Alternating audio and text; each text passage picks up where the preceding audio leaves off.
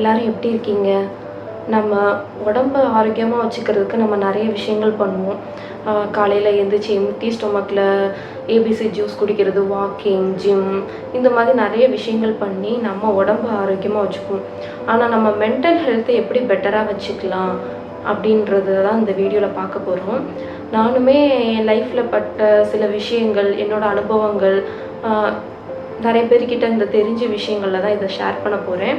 இப்போ ஷேர் பண்ண போகிறது வந்து அதுக்காக அந்த விஷயத்துலலாம் நான் சூப்பர் அப்படின்னு சொல்ல முடியாது. உங்களுக்கு ஷேர் பண்ணிக்கிற மாதிரி நான் எனக்கும் தான் சொல்லிக்கிறேன். இதுக்கப்புறம் இப்படி இருக்கணும், இதை இன்னும் நல்லா ஃபாலோ பண்ணணும் அப்படின்ற சில விஷயங்கள்லாம் தான் இதில் நான் சொல்ல போகிறேன். நம்ம மென்டல் ஹெல்த் நல்லா இருக்கணும்னா நம்ம வந்து சில விஷயங்களை லெட் கோ பண்ணணும், மூவ் ஆன் பண்ணணும். அதாவது வாழ்க்கை ரொம்ப சின்னது. நமக்கு நடக்காமல் போன ஒரு விஷயத்தை நம்ம ஃபீல் பண்ணி நமக்கு அந்த பாரம் ஒவ்வொரு நாளும் ஏறிக்கிட்டே தான் போகும். இதனால் நமக்கு செய்ய வேண்டிய சில விஷயங்கள் கூட செய்ய முடியாத அளவுக்கு நமக்கு அந்த பாரம் பெருசாகிடும். நம்ம நிறைய பிளான் போட்டிருப்போம். 20லேருந்து 25 வயசில் என் லைஃப் இப்படி இருக்கணும், ஆஃப்டர் காலேஜ் இந்த மாதிரி ஒரு எம்என்சியில் ப்ளேஸ் ஆகி இப்படி இருக்கணும், இல்லை ஆஃப்டர் மேரேஜ் என் லைஃப் இப்படி இருக்கணும், இந்த மாதிரி நம்ம நிறைய பிளான் போட்டிருப்போம். ஆனால் வாழ்க்கைன்றது நம்ம யூகிக்க முடியாது, ப்ரிடிக்ட் பண்ண முடியாது. நம்ம ஒரு பிளான் போடும்போது அது ஒரு பிளானில் தான் கண்டிப்பாக நடக்கும். அது நம்ம கண்ட்ரோலில் இல்லை. ஸோ நம்ம கண்ட்ரோலில் இல்லாத சில விஷயங்களுக்கு நம்ம ஃபீல் பண்ணுறத ஸ்டாப் பண்ணணும். இப்போது என் கண்ட்ரோலில் என்ன இருக்குது அப்படின்னு பார்க்கும்போது நான் யோசிக்கிற ஒவ்வொரு விஷயமும் என் கண்ட்ரோலில் தான் இருக்குது. இன்றைக்கி நான் வாக்கிங் போகிறது இல்லை இந்த மாதிரி நிறைய விஷயங்கள் என் கண்ட்ரோலில் இருக்கும். ஆனால் எனக்கு ஃபீவர் வருமா வராதா எனக்கு தெரியாது. அண்டு நாளைக்கு மழை வருமா வராதா எனக்கு தெரியாது. என் லைஃப் இதுக்கப்புறம் ஃப்யூச்சரில் எப்படி இருக்கும் எனக்கு தெரியாது. இதெல்லாம் என் கண்ட்ரோலில் இல்லை. என் கண்ட்ரோலில் இருக்க சில விஷயங்கள் மட்டும்தான் என்னால் மாற்ற முடியும். நான் யார்கிட்ட எப்படி பேசணும், கைண்டாக நடந்துக்கணுமா, ரூடாக நடந்துக்கணுமா, என் குழந்தைகிட்ட நான் எப்படி நடந்துக்கணும், இந்த மாதிரி சில விஷயங்கள் தான் என் கண்ட்ரோலில் இருக்குது. ஸோ நம்ம கண்ட்ரோல் இல்லாத விஷயங்களை நினச்சி நம்ம ஃபீல் பண்ணக்கூடாது. அதுதான் நம்ம பண்ணுற ஒரு தப்பு. நம்ம கண்ட்ரோல் இல்லைன்னு தெரிஞ்சிருச்சுன்னா நம்ம அதில் ஃபீல் பண்ணியும் எதுவும் ஆக போகிறதில்ல. ஃப்யூச்சரில் நம்ம லைஃப் எப்படி இருக்கணும் அப்படின்றதுக்காக நம்ம சில ஸ்டெப்ஸ் நம்ம மாற்றணும். இல்லை சில விஷயங்கள் எடுத்து வைக்கும் போது தான் நம்ம ஏற்கனவே நடக்கலைன்னு நினச்சி ஃபீல் பண்ணுற ஒரு விஷயம் ஃப்யூச்சரில் இதை விட பெட்டராக நடக்கும், ஒரு ரைட் டைமில் நடக்கும் நம்ம நம்பும்போது அது கண்டிப்பாக நல்லாவே நடக்கும். அது இப்போ நமக்கு புரியலைனாலும் அதை கடந்து வரும்போது ஃப்யூச்சரில் அந்த நல்ல விஷயம் நடக்கும்போது நம்ம அப்போ உணர்வோம், ஓகே இது இவ்வளோ பெட்டராக நடக்கிறதுக்காக தான் அப்போ நடக்காமல் இருந்திருக்குன்னு நம்ம அந்த டைமில் கண்டிப்பாக உணர்வோம். அதுக்கான காலம் கண்டிப்பாக வரும். அது மட்டும் இல்லாமல் நம்ம சில பேர் நமக்கு துரோகம் பண்ணியிருப்பாங்க, இல்லை சில பேர் மேலே நமக்கு கோவம் இருக்கும். அதையும் நம்ம மனசுலேயே வச்சுட்டு இருக்கும் போது நமக்கு தான் அது கஷ்டமாகுது. நம்ம அவங்கள மன்னிக்கிறது நமக்கு நல்லது. நம்ம அவங்கள மன்னிச்சு அந்த விஷயத்துலேருந்து வெளியே வரும்போது நம்ம மைண்ட் இன்னுமே கொஞ்சம் ஃப்ரெஷ்ஷாக இருக்கும், ஸ்ட்ராங்காக இருக்கும். நம்ம செய்ய வேண்டிய முக்கியமான காரியங்கள், நம்ம வளர்ச்சிக்கு நம்ம செய்ய வேண்டிய காரியங்களை நம்மளால ஒரு முழு ஈடுபாடோட அதில் ஈடுபட முடியும். இல்லை அந்த கோபத்தை, துரோகத்தை நம்ம மனசில் வச்சுட்டே இருந்தோம்னா அதுவும் ஒரு மைண்டில் ஒரு ஓரமாக ஒவ்வொரு நாளும் நம்மளை ரொம்பவே டிஸ்டர்ப் பண்ணிகிட்டே இருக்கும். நம்ம செய்ய வேண்டிய விஷயங்களை நம்மளால் ஃபுல் கான்சன்ட்ரேட் பண்ணி செய்ய முடியாது. நீங்கள் மன்னிச்சு அதே இடத்துல அதை சால்வ் பண்ணும்போது உங்கள் மனசு ரொம்பவே லேஸாகும். பாஸ்ட்டில் நடந்த ஒரு விஷயத்தை நீங்கள் ஒரு நாள் ஃபுல்லாக யோசித்தாலும் சரி, 2 நாள் ஃபுல்லாக யோசித்தாலும் சரி, நைட் ஃபுல்லாக தூங்காமல் யோசித்தாலும் சரி, அதில் ஒரு செகண்ட் நடந்த ஒரு சின்ன விஷயத்தை கூட நம்மளால் மாற்ற முடியாது. நான் அந்த இடத்துல அப்படி பண்ணியிருக்கலாமோ, ஏ ரூட்டில் போகாமல் பி ரூட்டில் போயிருந்தால் கரெக்டாக இருந்திருக்கும், இல்லை சி ரூட்டில் போனால் தான் கரெக்டாக இருந்திருக்கும்னு நம்ம அந்த பழைய விஷயங்களில் பாஸ்ட்டில் நிறையா வேஸ் யோசித்து பார்ப்போம். ஆனால் அதெல்லாம் நோ யூஸ். நம்ம ஃப்யூச்சரில் என்ன பண்ணலாம், இந்த ஒரு பிரச்சனையை எப்படி சால்வ் பண்ணலாம், இல்லை நம்ம லைஃப்பை எப்படி பெட்டர் ஆக்கலாம், நம்ம ஒரு ஆக்ஷன்ஸ் அதுக்குன்னு சில செயல்கள் செய்ய ஆரம்பிக்கும் போது தான் நம்ம ஃப்யூச்சர் நல்லா இருக்கும். பழசை யோசிச்சுட்டு இருக்கனால எந்த யூஸுமே கிடையாது. ஸோ அதை யோசிக்கிறத விட்டுட்டு ஃப்யூச்சருக்கு என்ன பண்ணலான்னு பிளான் பண்ணுங்கள். ஸ்ட்ராங் பீப்புள் அவங்களுக்கு ஒரு லைஃப்பில் ஒரு சேஞ்சஸ் நடக்கும்போது அதை அக்செப்ட் பண்ணிக்கிறாங்க. புதுவிதமான சூழ்நிலைக்கும் புதுவிதமான அனுபவங்களுக்கும் அவங்கள தயார்படுத்திக்கிறாங்க. மெயினாக அவங்க அந்த சிச்சுவேஷனை அக்செப்ட் பண்ணிக்கிறாங்க. ஓகே இப்படி இருந்து இது இப்படி சேஞ்ச் ஆகிடுச்சின்னு அதை அக்செப்ட் பண்ணிவிட்டு வாட் கம்ஸ் நெக்ஸ்ட், இதுக்கப்புறம் நம்ம என்ன பண்ண போகிறோம், இதுக்கப்புறம் இதை எப்படி சால்வ் பண்ணலாம், இதுக்கப்புறம் இதை எப்படி பெட்டர் ஆக்கலாம்னு யோசிக்கிறாங்க. நம்ம ஒரு சேஞ்ச் நடக்கும்போது அதிலே இப்படி நடந்துருச்சேன்னு யோசிச்சுட்டே இருக்கும்போது நம்ம ரொம்பவே வீக் ஆயிரும். அடுத்து என்ன பண்ணணுன்றதை நம்ம யோசிக்காமல் விட்டுடுறோம். அதை அக்செப்ட் பண்ணும்போது பாதி பிரச்சனை சால்வ் ஆகுது. அண்டு அதுக்கப்புறம் வாட் கம்ஸ் நெக்ஸ்ட் நம்ம யோசித்து அதுக்கு சில காரியங்கள் எடுத்து வைக்கும் போது நம்ம மனசு இன்னுமே கொஞ்சம் லேஸாகும், நம்ம மைண்டும் ஸ்ட்ராங் ஆகும். ஒரு ரியல் க்ரோத் உங்கள் கம்ஃபர்ட் ஜோன்லேருந்து வெளியே வந்து புது விஷயங்களுக்கும் புது அனுபவங்களுக்கும் நீங்கள் உங்களை தயார்படுத்திக்கிட்டு அதுக்கேற்ற மாதிரி செயல்படும் போது தான் ஒரு நல்ல வளர்ச்சி கிடைக்கிது. ப்ரொடெக்ட் யுவர் பீஸ், அதாவது உங்கள் மன அமைதியை நீங்கள் தான் காப்பாற்றிக்கணும். ஒவ்வொருத்தரும் பண்ணுற ஒரு சின்ன விஷயத்தையும் உங்கள் மன அமைதி கெடுக்கக்கூடாது. இப்போது நான் எப்பவுமே ஒரு சின்ன வீடியோவில் சொல்லியிருப்பேன், காலையில் யாரும் நம்மளை ஒரு இடிச்சிட்டாங்க, இல்லை சம்திங் நம்ம கீழே விழுந்துட்டோம், இல்லை நம்ம பசங்க அழுதுகிட்டே எந்திக்கிறாங்க, இது மாதிரி ஒரு சின்ன சின்ன விஷயமும் நம்ம பீஸை டிஸ்டர்ப் பண்ணக்கூடாது. இல்லை யாரோ கொடுக்குற ஒரு நெகட்டிவ் கமெண்ட்டு, யாரோ பேசுகிற சில தேவையில்லாத விஷயங்கள் நம்மளை அஃபெக்ட் பண்ணக்கூடாது. அந்தளவுக்கு நம்ம பீஸ் நம்ம கிட்ட தான் இருக்குது, நம்ம மன அமைதி நம்ம கிட்ட தான் இருக்குது, அவங்கக்கிட்ட இல்லை. நம்மளை சுற்றி நெகட்டிவ் பீப்புள் இருந்தாலும் நெகட்டிவ் கமெண்ட்ஸ் கொடுத்தாலும் நம்ம அதை பெருசாக எடுத்துக்கக்கூடாது. ஏன்னா அது எதுவும் உண்மை இல்லைன்னு நமக்கு தெரியும். நம்ம கரெக்டாக பண்ணுறோமா, நம்ம என்ன பண்ணுறோன்றது நமக்கு தெரியும். மற்றவங்க ஒரு ஜட்ஜ்மெண்ட் கொடுக்குறனால அது உண்மையாயிடாது. அண்டு இதுக்கு ஒரு சின்ன ஸ்டோரி கூட இருக்குது. ஒரு ஒரு ஒரு மனுஷன் ஒரு மகன்கிட்ட போய் கேட்குறான், என்னை சுற்றி எப்போவுமே நெகட்டிவ் பீப்புளாக இருக்காங்க, நான் எப்படி ஹேண்டில் பண்ணுறது, எனக்கு சந்தோஷமே இல்லை அப்படின்னு கேட்குறான். அப்போ மகான் ஒரு டம்ளரில் ஒரு ஸ்பூன் உப்பு கலந்து அவங்கிட்ட கொடுக்குறாரு. அவரும் குடிச்சிட்டு ரொம்ப உப்பாக இருக்குது, குடிக்கவே முடியல மகான் அப்படின்றாரு.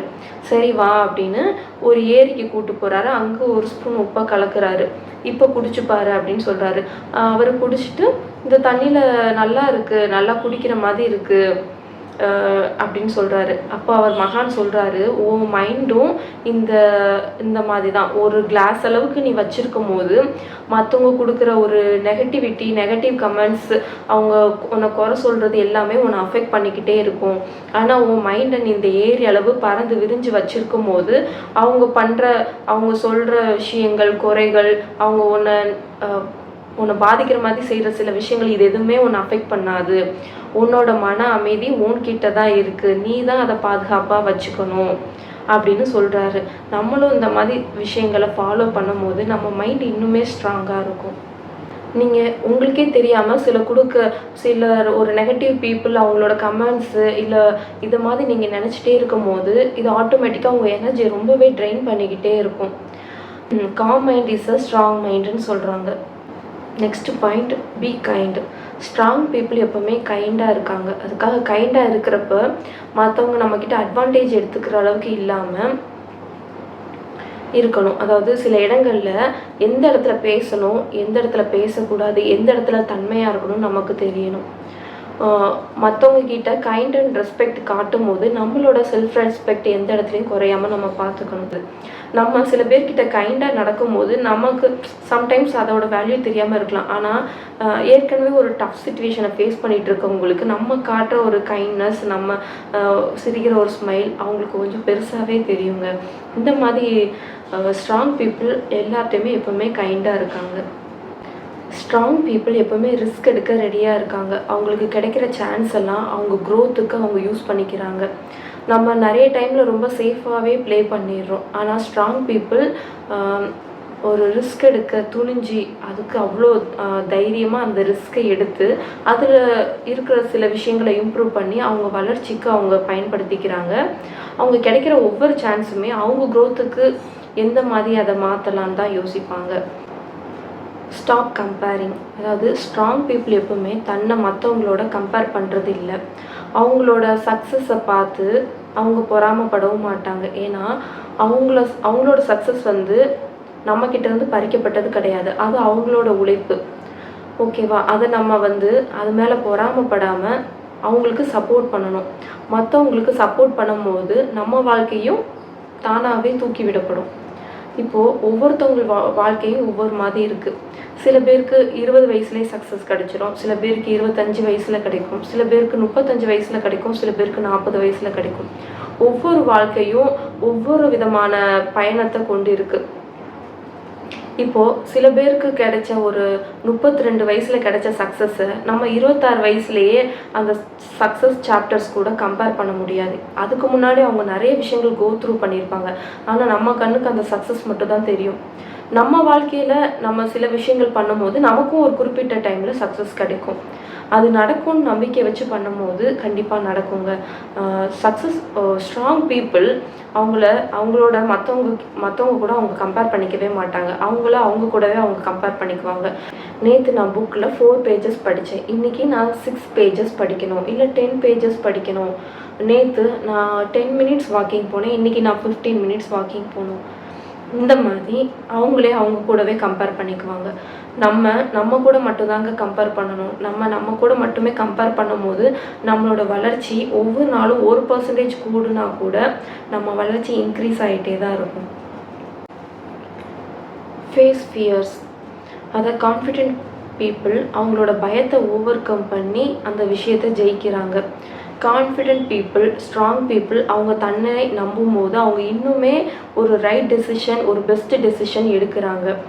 ஒரு விஷயத்த நம்ம ஒரு டிசைட் பண்ணும்போது நம்ம மைண்ட் ஆட்டோமேட்டிக்காக நெகட்டிவாக யோசிக்கும். தோத்துட்டா என்ன பண்ணுறது, இந்த இடத்துல இப்படி ஒரு சிக்கல் வந்துட்டால் என்ன பண்ணுறதுன்னு நம்ம நெகட்டிவாக யோசிக்கிறோம்.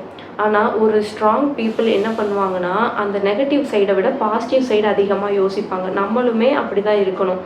நடக்காத ஒரு விஷயத்தை இப்படி நடந்துருமோன்னு ஃபீல் பண்ணுறதை விட அது கண்டிப்பாக நல்லா நடக்கும்னு ஒரு நம்பிக்கையோடு நம்மளை நம்பும் போது நம்மளால் இன்னுமே ஒரு பெட்டரான டெசிஷன் எடுக்க முடியும்.